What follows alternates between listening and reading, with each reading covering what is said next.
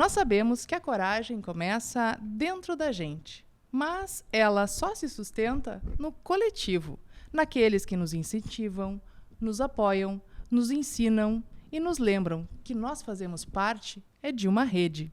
Bem-vindas e bem-vindos, eu sou a Lu Rodrigues e é com esse espírito que o Mulheres Políticas se constrói, com uma rede de trocas, de visibilidade e de fortalecimento mútuo. Aqui, cada história individual se soma a muitas outras, criando novos caminhos possíveis.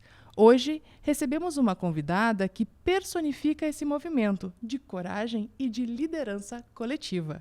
Ana Tércia Rodrigues é mestre e professora de Ciências Contábeis, vice-presidente técnica do Conselho Federal de Contabilidade, conselheira, consultora, palestrante e mentora, a primeira mulher a presidir o Conselho Regional de Contabilidade aqui no Rio Grande do Sul. Ana Tércia tem mais de 3 décadas de trajetória na área contábil e acadêmica. Sua atuação é marcada pela defesa da diversidade, do protagonismo feminino e pela busca da inovação em um campo fundamental para a economia e a gestão do país. Ana, é um prazer imenso contar contigo aqui no estúdio. Seja muito bem-vinda. Obrigada, Lu. Um prazer é meu. Estou muito feliz por esse convite, essa oportunidade de estar aqui no teu programa. Já vi que você costuma trazer mulheres muito influentes no ambiente corporativo, no ambiente político, né? Então, eu penso que nós que militamos por essa causa, porque nós queremos um Brasil melhor, um Brasil economicamente forte, nós sabemos que isso só é possível com as pessoas incluídas, né? Com as pessoas podendo atuar no máximo do seu potencial, né? Desenvolvendo todas as suas potencialidades, todos os seus talentos. Então, eu acho que um programa como esse, um podcast como esse, tem aí uma missão extremamente importante, que é de compartilharmos as nossas experiências, né? As nossas jornadas sempre muito ricas, né? Em recortes, em experiências, e espero poder, nesse período que vamos conversar aqui, poder trazer um pouquinho desse meu olhar, né, sobre o protagonismo feminino, o empoderamento das mulheres no ambiente corporativo, na política, nos negócios. Excelente. Obrigada. Eu quero começar por aqui já, porque quando as pessoas falam da Ana, elas começam pelos seus títulos, pelos cargos, pelas funções, né, que a Ana ocupou. E eu queria te convidar a contar da Ana pela Ana, um pouquinho do que está por trás disso. Qual é aquela camadinha que a gente não vê? Me fala um pouquinho de ti, Ana. Bem, Lu, assim, se eu tivesse que me definir em uma palavra, essa palavra seria inquieta. Né? Eu sou uma pessoa inquieta fisicamente, intelectualmente, né? Sempre buscando novidades, sempre muito curiosa, sempre querendo desbravar, querendo, né, enfim, adentrar no mundo de uma forma assim muito disruptiva. E eu acho que isso sempre fez parte do meu perfil, né? E acho que as coisas na vida não são por acaso. Eu acho que o movimento que a gente faz, ele acaba provocando, né, que as coisas aconteçam. Então, falando de mim, né, como pessoa, como mulher, sempre busquei estar em espaços que me completassem, que me trouxessem aquela busca. Então, se eu for pensar assim, na infância, eu não era aquela menina que gostava de brincar de boneca, de casinha. Eu gostava de coisas desafiadoras. E eu tinha meus pais, mas principalmente a minha mãe, que ela alimentava muito isso. Então, os nossos jogos eram quebra-cabeças, eram jogos didáticos, eram sempre brincadeiras muito de estímulo mental. E aí eu consegui logo identificar que eu tinha uma facilidade para raciocínio lógico, para coisas que realmente se desenvolviam mais por esse lado, né? E, ao mesmo tempo, um lado artístico, que eu também tinha muito desenvolvido, mas pouco explorado. Né? Porque da minha geração, eu me desenvolvi na fase escolar, ensino fundamental, ensino médio, ali entre a década de 70 e 80.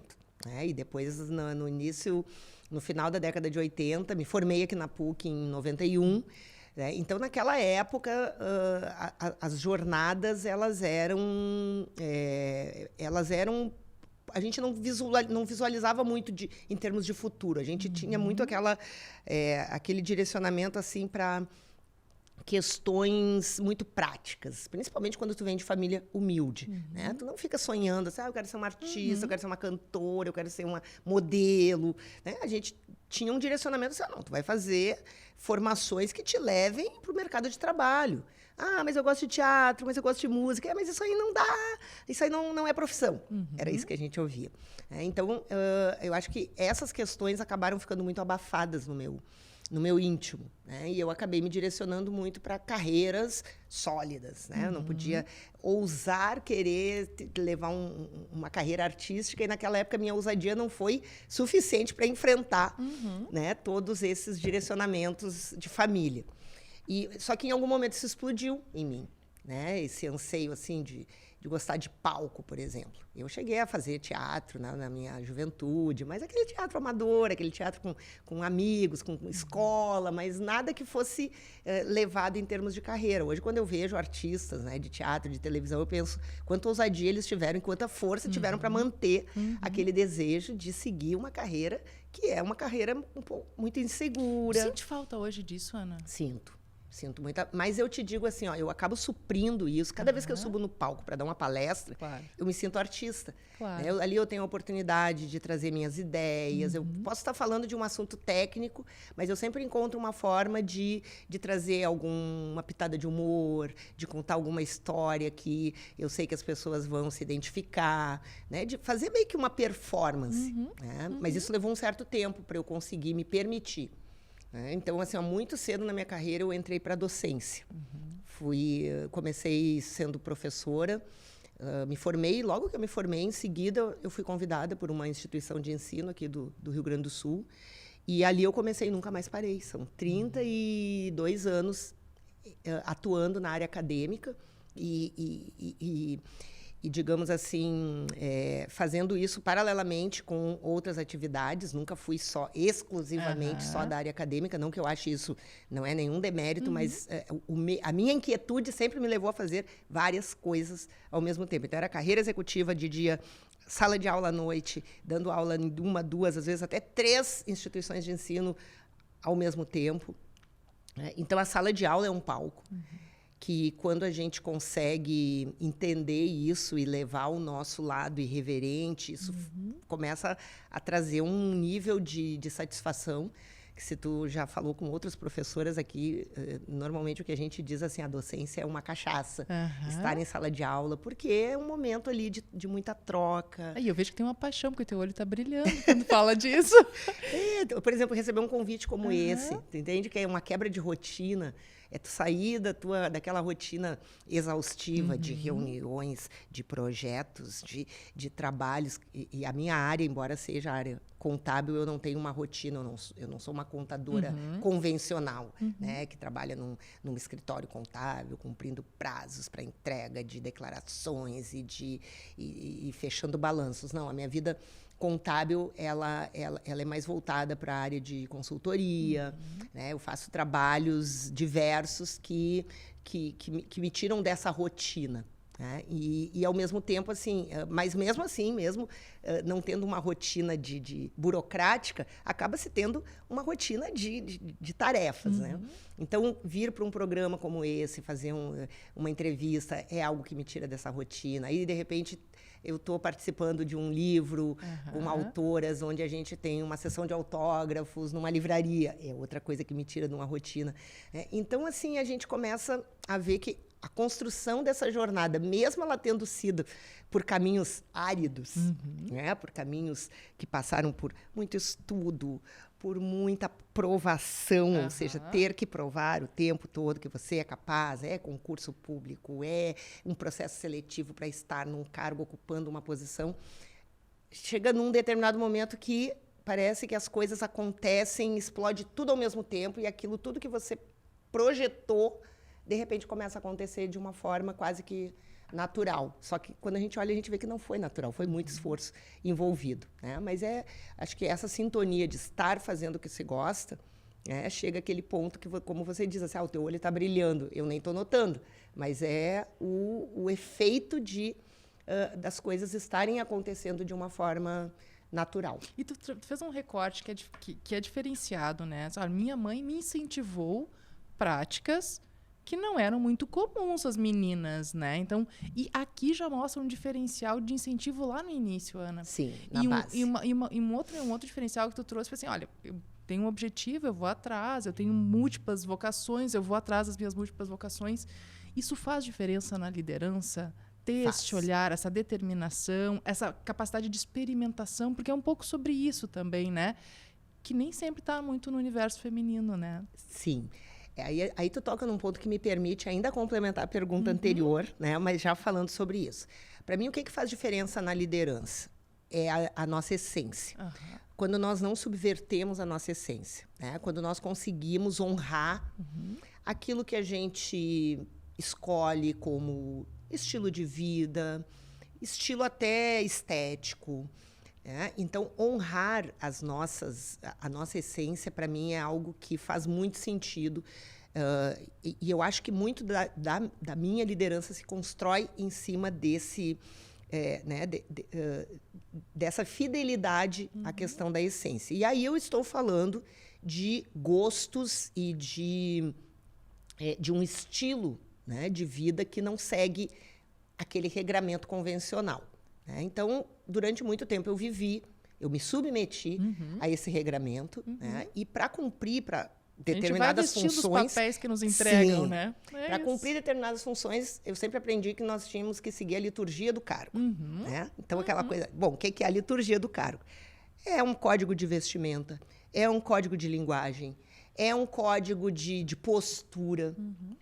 Mas em determinado momento, quando tu chega em determinados níveis, e aí tu começa a te permitir, né, ser um pouco mais ousada, porque é o momento em que nós entendemos que a nossa liderança está influenciando outros comportamentos, né? Então, isso é muito poderoso. E aí eu comecei a entender, eu nunca deixei de fazer coisas que eu gostava. Por exemplo, o meu gosto musical é samba, é pagode, né? Aqui no Rio Grande do Sul, nós temos uma realidade musical que é muito diferente. Se tu chegar em São Paulo, chegar no Rio de Janeiro, tu chega na área nobre dessas cidades, né, dessas metrópoles, e tu tem ambientes, né, para tu curtir um bom samba, um bom pagode, para tu exercitar esse gosto. Aqui no Rio Grande do Sul é um pouco diferente, né? Esse ambiente ele está muito na periferia. Então, frequentar determinados lugares era algo que, para mim, sempre foi uma barreira, né? E aí, trazendo novamente a questão familiar, né? Que os meus pais me diziam, mas tu não pode... eu me lembro de ter chegado... Quando eu cheguei no ambiente acadêmico, professora universitária, eu ouvia ainda, eu já adulta, já com autonomia, né? Sobre a minha vida, e ainda ouvindo conselhos, né, dos meus pais que diziam, mas não é legal tu frequentar determinados lugares, né? Tu deveria te preservar um pouco mais, porque determinados lugares não ficam bem para a tua imagem.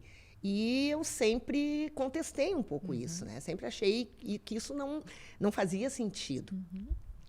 Chegou alguns momentos em que realmente eu percebi, né, que a nossa sociedade ela realmente te classifica. Ela te coloca em determinadas caixinhas e que, se eu quisesse continuar galgando alguns espaços, eu precisaria realmente cuidar um pouco mais dessa questão da imagem. Então, não significava assim, vou deixar de frequentar determinados lugares ou de curtir o estilo musical que eu gosto. Mas eu talvez precise... Do ponto de vista estratégico, exatamente, vou organizar isso agora. Mas eu entendo isso como uma certa crueldade, né? Que isso faz marca, né? Isso deixa marca, com certeza. Exatamente. Com então, certeza. À medida que eu fui percebendo que eu tinha autoridade em determinados ambientes, em determinados espaços, eu fui me permitindo mais e levando isso como um valor a ser perseguido por outras mulheres. E eu entendo hoje, fazendo uma avaliação, que isso realmente faz diferença.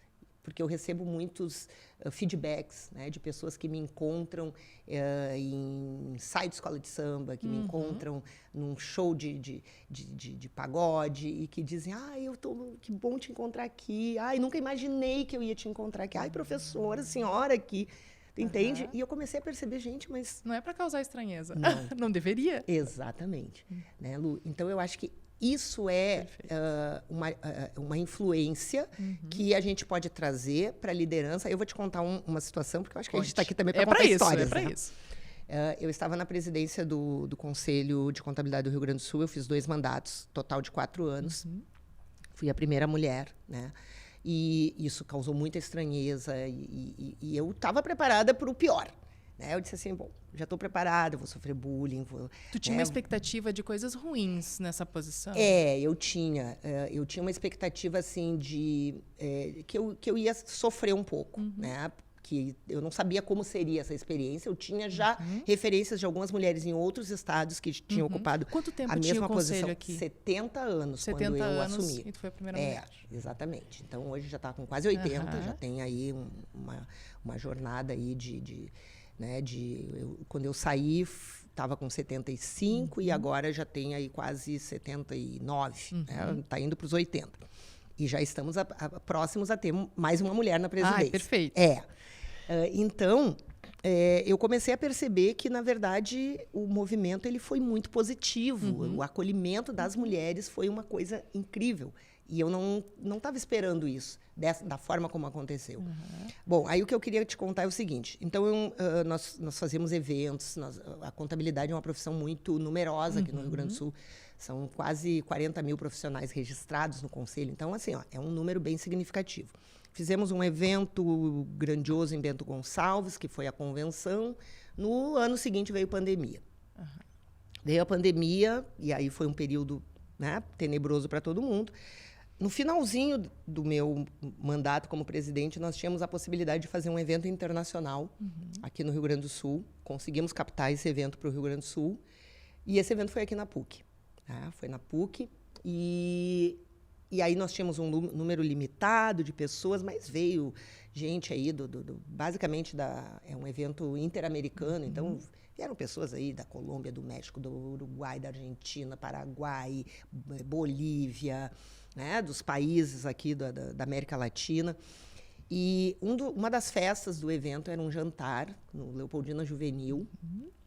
E aí fizemos toda a estruturação do evento, era um jantar chique, contratamos a Orquestra de Teutônia para tocar no jantar. E eu queria surpreender os convidados com alguma coisa muito divertida, e aí fizemos uma surpresa. E convidamos a escola de samba, que era do meu bairro, a escola de samba onde eu tinha vínculos, né? E fizemos a contratação para que eles fizessem, então, uma apresentação no final do evento. Então, depois que terminou a parte mais clássica, né? Jantar, todos dançaram New York, New York, né?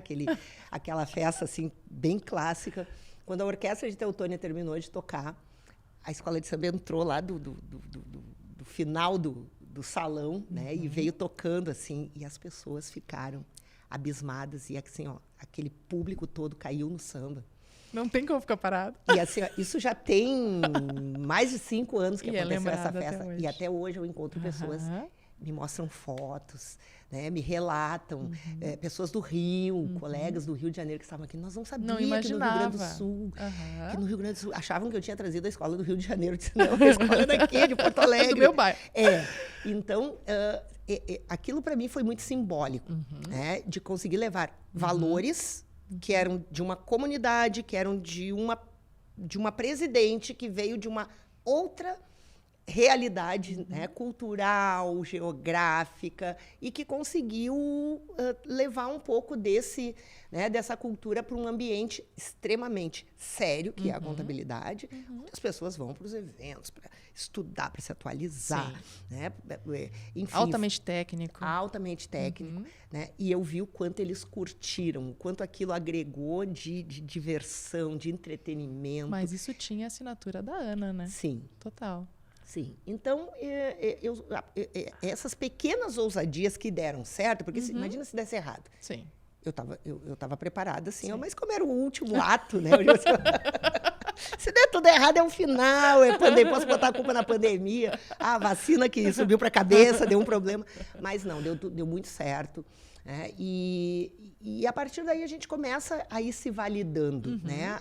Aprendendo a agir com a intuição, né? Tendo uma intuição né? Em que as coisas, à medida que vai dando certo, tu vai ganhando confiança. Então, nos novos posicionamentos que eu fui ocupando, nos estágios mais elevados, eu sempre procuro ter essa sensibilidade, né, de equilibrar um pouquinho do meu perfil técnico, entregar muito, até para não ter, né, nenhum questionamento, porque os cargos que a gente ocupa, as funções que a gente exerce, não é oba-oba, né? É muita e o fato de ser responsabilidade. mulher tem uma pressão maior ainda, né? Sim. Porque existe uma expectativa do erro, existe uma expectativa de eu sabia que alguma coisa podia dar errado. Exatamente. Isso é uma pressão maior do que para os homens, Ana? É para ti? É uma pressão maior porque assim, agora mesmo, essa função que eu estou no Conselho Federal de Contabilidade é uma vice-presidência técnica. Tem várias vice-presidências e acabou vindo para mim de uma forma, eu diria assim, não totalmente ocasional, eu acho que tem a ver com o currículo, de ser acadêmica, enfim, mas ela é pesada. Ela tem ela tem um peso, uma carga grande de trabalho, de agenda, de tudo. Então, eu sempre me sinto muito mais pressionada. Por exemplo, eu cheguei em ambientes dentro da contabilidade, por conta desse cargo, dessa função, que os históricos anteriores, eles eram de uma predominância masculina. Eu não fui a primeira mulher a ocupar essa função. Eu tinha tido, acho que, uma mulher antes de mim, que também tinha exercido de uma forma muito competente, mas é um perfil muito mais clássico de homens. Então, eu vou para reuniões de boards, de comitês, onde a grande maioria dos integrantes são do sexo masculino e, num primeiro momento, sempre tem aquela, né, tu percebe no ar aquela expectativa assim, o que será que será que ela vai entregar? Como é que vai ser a performance? Né? E isso me atrapalha um pouco, me atrapalhou um pouco, né? Porque tem que ir para Brasília, outro ambiente, aí tu sai fora do teu habitat natural. Sim. E tu vai escalar outros, né? E aí começa a ter participação em fóruns internacionais, onde tu vai para um outro país, onde tu tem que estar num ambiente... A exposição é sempre muito alta. Muito maior. Né? Num outro idioma. Entendo, não sou 100% fluente, mas me desafio a estar lá, fazer uma apresentação, aí tem que levar aquela apresentação toda por escrito, tem que fazer, né, fazer uma apresentação em inglês, fazer uma apresentação em espanhol. É muito mais, o nível de pressão é muito elevado. Né? E eu percebo, sim, que à medida que a gente vai entregando também, o nível de reconhecimento, ele é proporcional ao nível de desafio, ao nível de entrega. Então, eu acho que isso acaba gratificando. Eu só acho que não precisava ser tão sofrido. Eu acho que se nós tivéssemos mais rede de apoio, né, se nós tivéssemos... e essa rede de apoio ela só é possível por pessoas que enfrentam o mesmo nível, né? Imagino que aqui tu deve entrevistar deputadas, né? Mulheres que talvez sejam as primeiras prefeitas, né? Governadoras, são pouquíssimas. Então, assim, com quem que essas mulheres vão se orientar? Né? Podem se orientar, podem ter mentorias masculinas, podem, mas os desafios não são os mesmos. Então, quando tu não tem parâmetros ali naquela mesma função, enfrentando exatamente os mesmos tipos. Existe uma solidão nesse topo? Existe uma certa solidão nisso? Certeza. Por ser mulher também? Com certeza. Eu acho que a solidão no poder, ela independe de gênero. Né? A solidão no poder, ela existe. Eu acho que a solidão no poder, para a mulher, ela é um pouco mais aguçada, porque eu acho que a mulher sente mais. Talvez nem seja, né? Talvez seja exatamente o mesmo nível, mas assim, aí nós temos mais monstrinhos. Por tudo que a gente já passou. Exatamente. Claro. Nós temos que lidar com aquela solidão no poder e com os monstrinhos que ficam ali, né? Como eu digo, todo dia que eu saio para enfrentar o desafio, o primeiro que eu tenho que enfrentar é matar os monstrinhos que resolvem se apresentar e que passam desde assim, de tu te olhar no espelho e às vezes tu não gosta do que tu vê e aí vai passando por várias coisas. Perfeito. Nós temos vários elementos que compõem a nossa estética que eu não sei exatamente como isso funciona na cabeça de um homem, mas por conviver... Eu acho que eles não se preocupam muito não, hein? Pois é. Tá com o cabelo cortado. Botou uma gravata. Escovou o dente, botou a gravata, tá tudo certo. Às vezes nem escovamos o dente, só botou uma gravata. Exatamente. Ana, uma fala tua me marcou muito, tá? Eu li um artigo teu que não é muito recente, mas a discussão é totalmente atemporal, tá? Que tu disse o seguinte: por trás da inquietação de querer conquistar espaços, protagonismo, empoderamento feminino, esconde-se um desejo genuíno de liberdade. Eu achei essa fala muito potente, muito forte. De que liberdade tu estava falando quando fez esse texto? E tu ainda vê dessa forma? A gente ainda busca a liberdade? Que liberdade estamos nós buscando aqui, Ana? Fala um pouquinho sobre isso. Eu penso, quando eu escrevi isso, eu penso que eu estava falando de uma liberdade de uma atuação que ultrapasse um pouco os parâmetros rígidos aos quais nós estamos ainda muito submetidas, né? Isso tem muito a ver com a questão, principalmente com a questão estética. Eu acho que a estética ainda é uma questão que ela impacta muito as mulheres. Nós nos aprisiona somos ainda, muito, não? nós somos muito cobradas e nos permitimos essa cobrança. Somos muito julgadas e também julgamos por conta de um código, né, que está estabelecido, que não foi estabelecido por nós, mas ao qual nós respondemos. Perfeito. E não ousamos, muitas vezes, quebrar esses códigos. Algumas mulheres ousam, acabam enfrentando, às vezes, as consequências, né, dessas ousadias. Então, nem toda ousadia ela é bem sucedida. Então, a gente tem que ter muito cuidado com essas ousadias, porque, às vezes, elas nos custam caro. Nos custam posições, né, nos custam, às vezes, até um progresso, uma jornada bem sucedida em determinados ambientes. Se a gente está aqui falando de política, o ambiente político é extremamente cruel, dentro desses processos, né?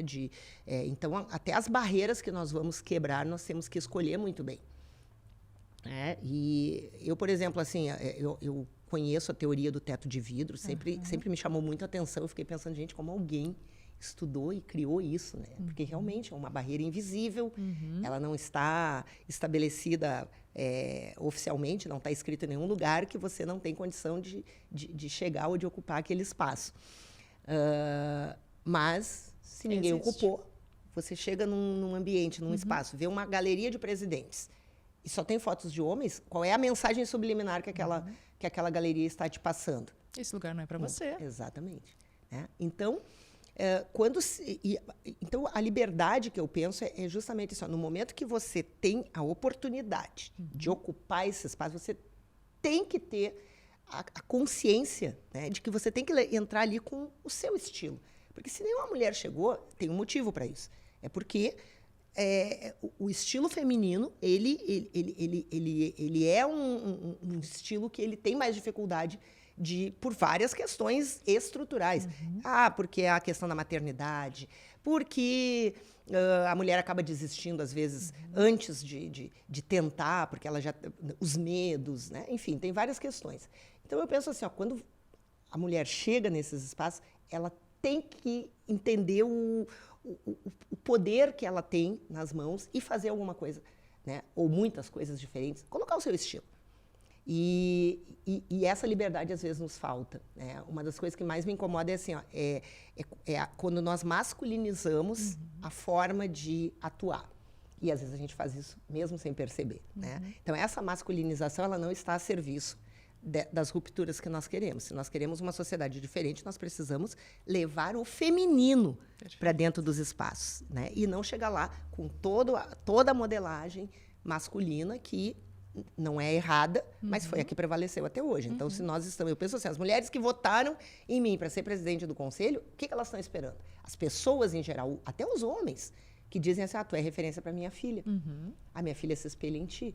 Né? Eu digo, isso é muito legal, né? De ouvir dos colegas, porque mesmo os homens que hoje estão em posição de poder, eles também querem um mundo diferente para suas filhas. Eles querem poder dizer para suas filhas, olha, você tem condição de chegar em determinadas posições. Quem são as mulheres que eles vão usar como referência para as filhas? Né? Quem são essas mulheres? Ou talvez eles digam para suas filhas, nenhuma conseguiu, mas tu tem a condição de conseguir. Então, acho que nós temos que desenvolver essa consciência de que quando nós conseguimos acessar determinados espaços, e às vezes nós somos 2 dentro de um grupo de 10, e às vezes nós somos, né, aos pouquinhos, um número maior, nós temos que criar os nossos mecanismos, descobrir quais são os mecanismos que fazem aquele ambiente ficar melhor, mais sensível, que pautas nós vamos levar para um treinamento, por exemplo. Né? E a gente sabe que nós estamos entrando hoje numa era em que as empresas estão precisando cada vez mais olhar para as pessoas, é o grande gargalo, o grande desafio dentro das empresas, né? Quando se fala em liderança, gestão de pessoas, saúde mental. Né? Então, essa pauta, ela conversa muito com o feminino. Né? Então, eu penso que esse é um desafio que a gente precisa entender e assumir. Perfeito. Assumir. Antes de seguir nessa conversa inspiradora com a Ana e completamente provocadora, que eu estou apaixonada, a gente vai fazer uma pausa. Vamos fazer uma pausa rápida e valorizar o apoio que o Mulheres Políticas recebe de um dos nossos patrocinadores, a Assembleia Legislativa do Estado do Rio Grande do Sul. Já imaginou propor ideias que transformarão o futuro sustentável do nosso estado? Então, acesse a plataforma gov.br/PactoRS25. Lá você pode criar propostas em 4 eixos temáticos, ou ainda apoiar outras propostas. As mais curtidas seguirão para uma seleção final, onde as 80 ideias mais votadas farão parte do relatório de diretrizes para a sustentabilidade do Rio Grande do Sul. Participe! Um convite à Assembleia Legislativa. Eu queria fazer uma provocação que é sobre as tuas consultorias, né? Então, assim, a Ana acompanha muitas mulheres líderes, né? Muitas mulheres que estão buscando este espaço de liderança, não só na área técnica, né? Mas em outros espaços. Quais são os desafios mais comuns que as tuas mentoradas, o que as tuas alunas trazem? Assim, o que tu está vendo nessa geração? O que tu está vendo nesse momento? Acho que nós podemos falar de alguns nichos, né, de mulheres. Se nós pegarmos, por exemplo, as mulheres que hoje já são empreendedoras, tem muitas mulheres que já são empreendedoras e que buscam uma mentoria para desabrochar. Às vezes elas têm o seu negócio, mas elas não conseguem liderar as suas equipes. Aí a gente vai pensar assim, mas como assim? A pessoa é uma empresária e não lidera? Porque a liderança é um empoderamento, é um trabalho de assumir né, o projeto, de inspirar as pessoas, de fazer essa gestão, né, que é muito mais de pessoas do que de processos. E eu vejo as mulheres muito tímidas. Né? Então, às vezes, ela tem uma capacidade absurda de trabalho, aquela mulher assim, que chega no escritório às 7 da manhã, sai às 7 da noite, se precisar, fica até madrugada trabalhando, mas quando se trata de relacionar melhor com seus clientes, captar negócios, né? Fazer aquela gestão mais ampla, né? Comunicação, trava total. Então, esse é um das questões que eu vejo com muita frequência.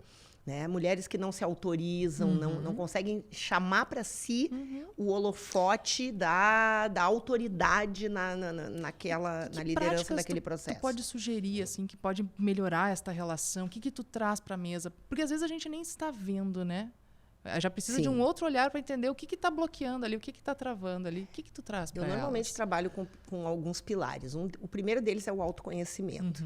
Então, eu sempre oriento as minhas mentoradas a buscar desenvolver autoconhecimento com alguma ferramenta. E aí tem vários processos, desde terapia, que acho que as pessoas precisam, né, buscar um apoio, seja uma terapia tradicional, uma terapia alternativa, algum assessment que dê a ela uma melhor percepção de quais são as potencialidades, no que ela é boa, no que ela precisa melhorar, quais são os pontos fortes, pontos fracos. Assim, uma análise SWOT, como a gente faz para empresas, a gente também pode fazer para pessoas. Então, tem várias ferramentas de assessment, tem eneagrama, tem muitos, às vezes uma leitura de um livro que vai despertar algo. Né, às vezes a pessoa tem um traço muito perfeccionista que tá travando ela de fazer coisas, porque se ela não fizer perfeito, ela não faz. E entre o bom e o ótimo, pô, tem um intervalo ali que tu pode construir muita coisa, mas que se tu tiver um perfil perfeccionista, tu fica travado ali na primeira etapa, procrastinando. Então, às vezes, identificar isso e poder mostrar, né, para aquela pessoa assim que onde está, o que está faltando para ela.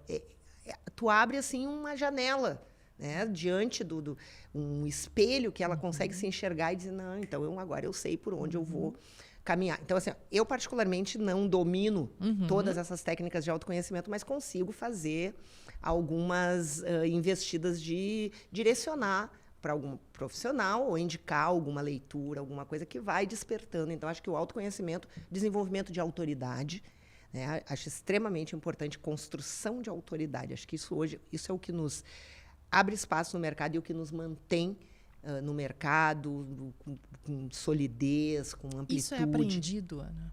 Sim, isso é aprendido. Porque, assim, a gente tem muitas vezes o conhecimento, mas tu não desenvolve a autoridade, que é aquele conhecimento que está oculto. Tu sabe, mas tu não deixa que as pessoas saibam que tu sabe, porque tu tem vergonha de te mostrar, tu tem um acanhamento. Barreiras emocionais. Exatamente.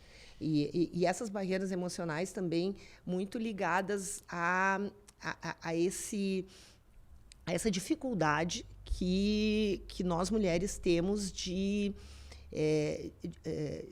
mostrar realmente o nosso potencial. Né? Então, a chamada síndrome da impostora, né? Que quando a gente lida com isso, a gente consegue identificar facilmente. Então, acho que já é meio clichê, assim, que a mulher vai se candidatar para uma função, para uma vaga, ela quer saber todos os requisitos, ela quer preencher todos os requisitos. Se tiver um requisito que ela não preenche, ela já acha que aquela vaga não é para ela, ou que ela não vai ter chance.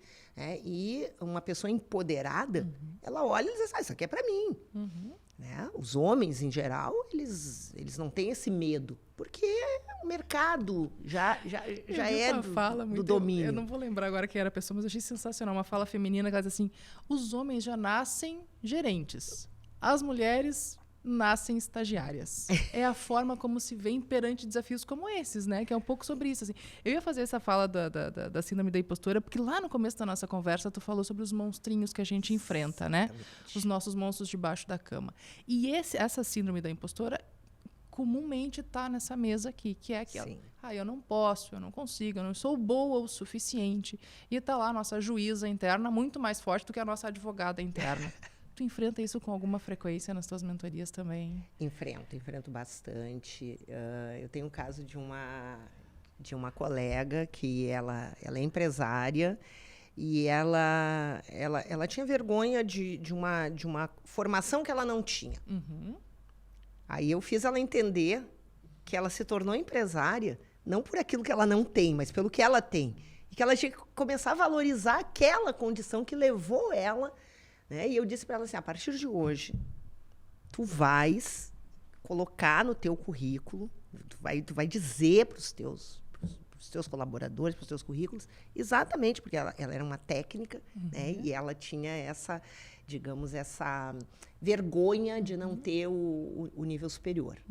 Né? Eu disse, tu está estudando, tu está fazendo, mas o que tu tem hoje te possibilita estar no mercado. Tu não é uma leiga, tu não é uma pessoa que está aqui com o teu registro, com a tua atuação. Valida isso. Não sofre pelo que tu ainda não tem. Quando tu tiver, aí tu vai botar a cerejinha em cima do bolo. Mas tu entende que na cabeça dela, ela diz, eu fico constrangida porque as pessoas... Eu não tenho coragem de dizer para as pessoas que eu sou só uma técnica. Eu, por exemplo, a minha primeira formação foi técnica, em química. Né? Eu era química. Exatamente. Odeio química. Eu era técnica em química, aí eu trabalhei 4 anos na área de química, como técnica, com o valor da minha remuneração nessa empresa. Era um laboratório de análise química de água. Então, com a remuneração, eu pagava a faculdade de Ciências Contábeis. Aí me formei em contábeis sem experiência nenhuma em Ciências Contábeis, com 4 anos de experiência de técnica em química. Então, tu imagina assim, a manobra que eu tive que fazer para vir para o mercado É uma contábil. virada de chave Foi doida. uma coisa absurda. Eu pensei que não ia dar certo. Mas, de repente, as coisas aconteceram e foi. Então, eu Mas gosto isso de é contar porque... isso que tu trouxe, assim, porque é bem comum a gente ficar nessa etapa de como eu não sou boa o suficiente, sempre me falta um curso, sempre me falta uma formação, sempre me falta. Aí quando tu vê, tu tá, sei lá, intoxicada de conhecimento. Exato. E tu não coloca para fora, tu não fala sobre isso, tu não divide, né? Então tu entende que é a autoridade que te faz... o que te faz subir num palco? Se alguém te convida para fazer uma palestra, o que te faz subir naquele palco? É o teu conhecimento. Então, tu tem que ter consciência que tu domina aquele tema. Agora, se vão te chamar para falar de uma coisa que tu não sabe, bom, aí é brincar, aí é andar no fio da navalha, né? Aí é brincar com a sorte. Mas, se é uma área que você domina, que você estudou, que você tem experiências, tem histórias para contar, tem exemplos... tu domina aquele assunto, né? Então, aí, claro que a questão da timidez é um outro problema que, se a pessoa tem isso, ela vai ter que fazer um curso de dicção, de oratória, vai ter que se treinar para se capacitar para chegar com, realmente, com condições, né, de fazer uma apresentação, às vezes até para um cliente, às vezes até para a sua própria equipe. Acho que esse é um dos problemas também, um dos medos aterrorizantes das pessoas, falar em público. Então... É mais que a morte, né? Segundo algumas pesquisas. As pessoas têm mais medo de falar em público do que têm medo da morte. Mas é o medo do julgamento, é o medo da exposição, né? É sobre isso, assim, exatamente. Né? Então, quando tu fala sobre... Eu já vi em algumas falas falar muito sobre diversidade como um motor de inovação. Sim. Que foi como nós abrimos um pouco o nosso trabalho aqui, né? O que realmente muda, Ana, quando diferentes vozes estão presentes no conselho, nos espaços de decisão? O que muda quando tem vozes diferentes nesses ambientes? Eu penso que o que muda assim, é que desacomoda, né? E a gente só cresce na zona de desconforto, né? Se tu tá na zona de conforto, é muito bom, mas dificilmente tu tem crescimento na zona de conforto, né? O crescimento vem justamente né, quando você desacomoda, quando você cria uma instabilidade. E a diversidade, ela faz isso. Quando a gente tem que conviver com pessoas que a gente não tem o domínio daquela cultura, daquela realidade, né? E tu vai explorar, né? Pô, mas como é que essa pessoa chegou aqui? Imagina uma pessoa com uma deficiência que a gente não consegue entender como que uma pessoa... Hoje mesmo eu cruzei, né, dentro da universidade com uma pessoa cega ali. Eu sempre faço esse exercício de ficar pensando... Gente, o que será que aconteceu? Será que essa pessoa nasceu assim? Será que ela ficou assim a partir de um problema? Eu fiquei pensando e vendo ela com a bengalinha indo sozinha, não tinha ninguém acompanhando. Outras vezes a gente vê uma pessoa que está com um cão-guia, né? Então, fazer esse exercício de se colocar no lugar do outro, de imaginar a jornada daquela pessoa, e que às vezes são pessoas que estão empoderadíssimas, em ambientes, né? Trabalhando como qualquer outra pessoa. E aí, quando tu começa a conviver com isso, uma coisa é tu enxergar, tu vê numa foto, outra coisa é tu conviver. E tu ter que aprender como lidar com essa pessoa. Como é que tu cumprimenta uma pessoa que não enxerga, né? Isso é um exercício que a gente precisa fazer. E que, se a gente nunca se deparar com isso, tu não vai ter mudança na tua forma de agir, tu não vai entender de inclusão. Tudo que eu sei de inclusão foi as vezes que eu tive que conviver com pessoas cadeirantes, e aí tu entender como é que tu lida com essa pessoa, o que é uma boa prática, o que não é, o que pode ser um comportamento que, às vezes, até querendo ajudar, quando vê, tu está ofendendo a pessoa porque tu está lidando de uma forma que não é a forma adequada. Então, isso eu chamo de um letramento, que nos traz tanto aprendizado, tanto enriquecimento, né, para a nossa jornada. E a inovação está aí, está em a gente aprender com as diferenças, e o ambiente corporativo, quanto mais ele for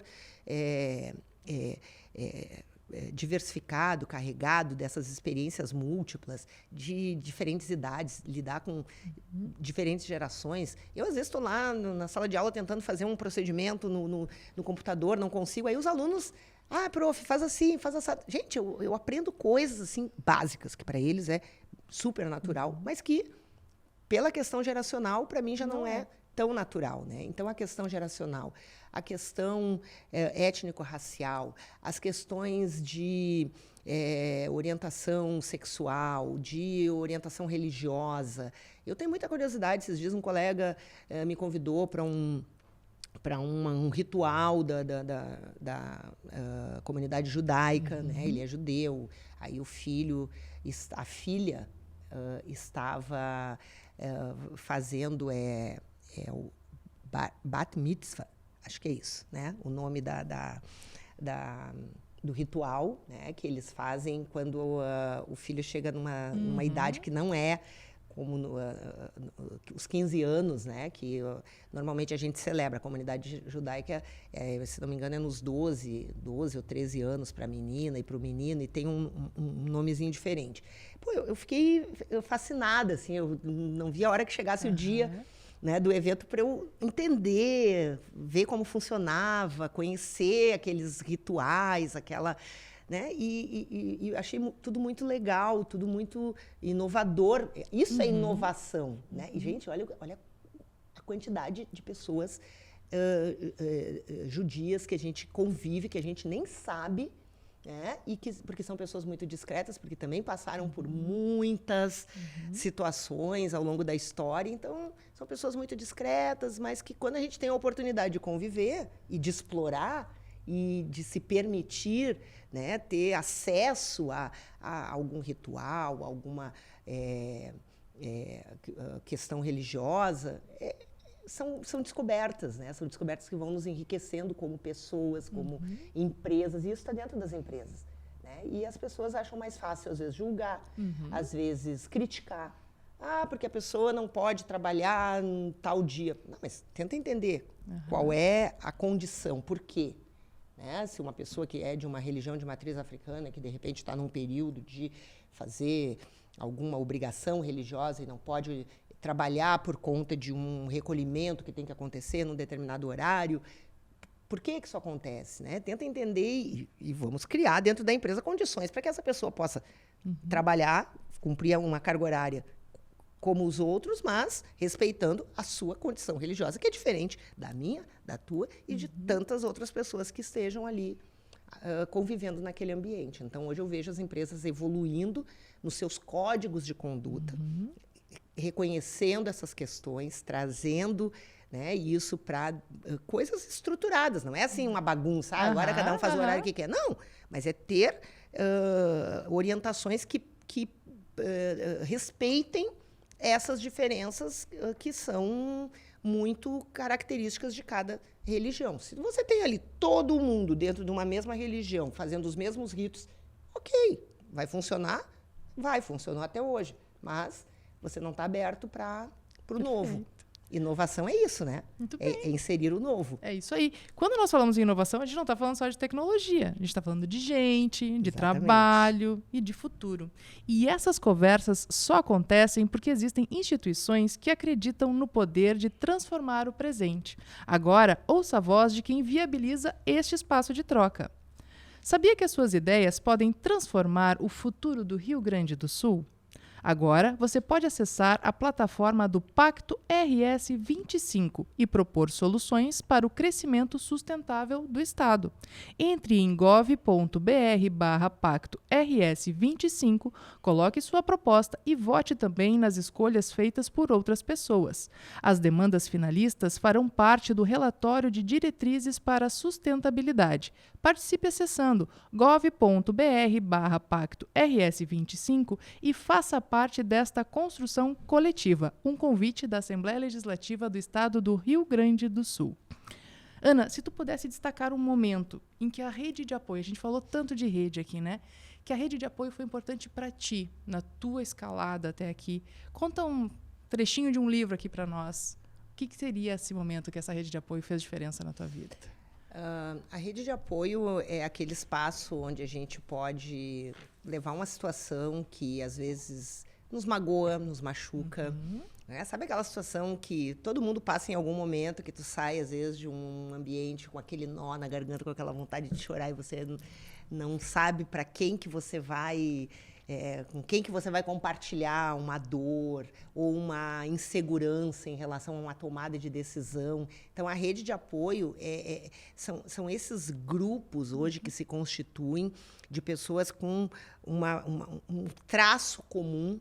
Por exemplo, mãe de crianças autistas. Pô, só quem é mãe de uma criança autista tem condição de entender uma situação, né? Que eu não sou mãe de criança autista, então eu posso ouvir, posso acolher, mas eu não vou conseguir ter o nível de sensibilidade. Então, uma rede de apoio, ela traz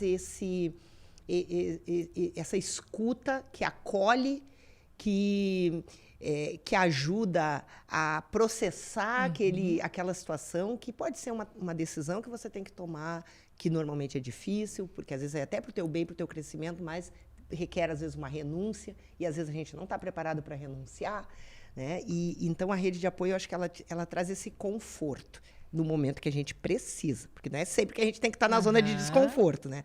Quer crescer, vai para a zona de desconforto, mas tem um momento que você precisa do apoio, do colo. Deu errado, né? Projeto, olha, fui fazer um projeto, não deu certo, né? Passei vergonha, ou fui preterida, não fui selecionada naquele... Volta para a tua rede de apoio e ali você tem, né, um espaço seguro de acolhimento. Então, as empresas têm que investir mais nisso, né? Mas a gente vem procurando construir também esses espaços para outras pessoas, né? Para trazer esse nível de... E sempre tem alguém dentro daquele grupo que passou por uma experiência semelhante. É incrível. Eu estou em alguns grupos nesse sentido que sempre tem alguém.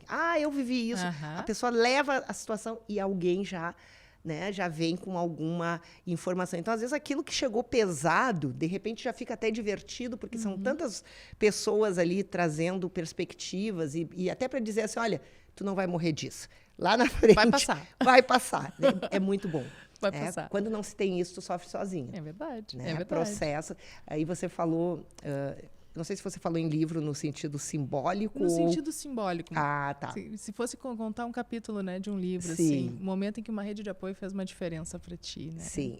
Um dos momentos, agora mesmo está acontecendo, né? Eu estou numa fase de transição, mas que eu estou postergando.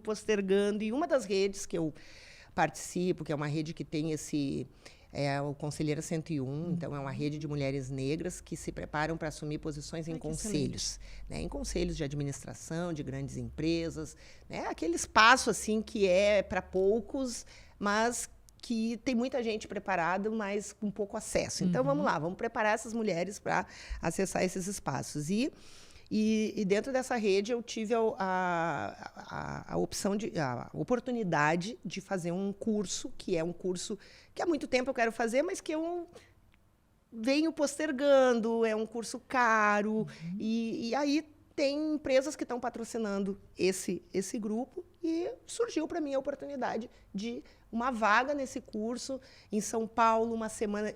Gente, eu tive que fazer uma movimentação na minha agenda. E aí, assim, aquilo estava tão complicado, porque, assim, era ir para São Paulo fazer o curso. Bolsa integral.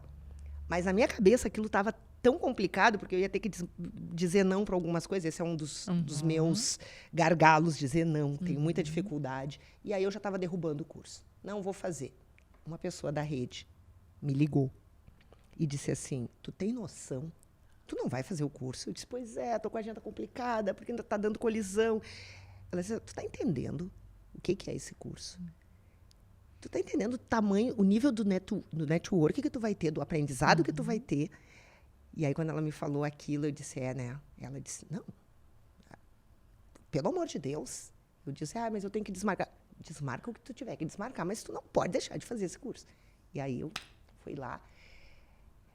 Ter que dizer não para os compromissos que eu tinha. Eu era palestrante na Cúpula da Contabilidade Verde, em Belém do Pará, na semana do curso, já com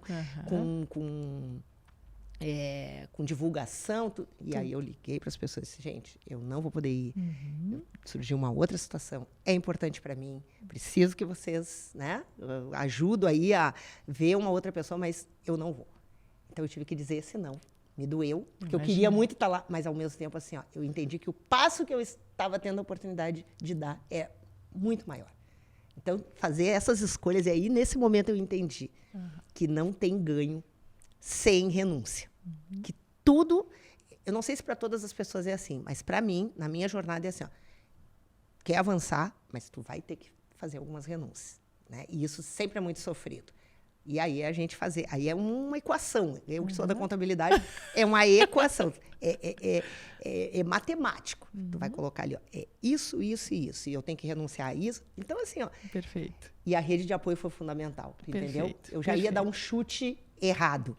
Sabe aquele jogador assim, ó, ele tem o pênalti, é o último pênalti para classificar o time e ele dá um bico para fora, né? Era o que eu ia fazer. E a rede te sustentou. Me sustentou. Se tivesse que dar um conselho para Ana lá no início da carreira, o que tu diria para Ana lá no início da carreira? Acredita no teu potencial, acredita no teu talento.